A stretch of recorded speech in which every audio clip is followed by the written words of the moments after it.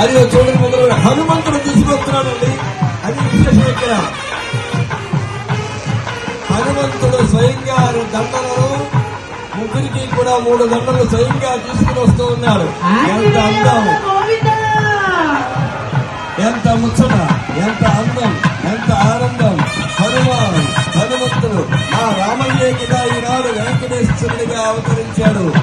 అదే రంగుతో, అదే రూపుతో ఆ స్వామి ఆనాటి ఆ అయోధ్య వాసుడే ఈనాడు వాడపల్లి వాసుడిగా విజయం చేశాడు.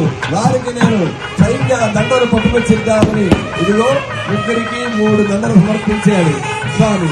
అందరూ కూడా గట్టిగా చెప్పండి, ఆంజనేయ వరద గోవిందా. ఎంత ముచ్చటగా ఉందండి, చాలా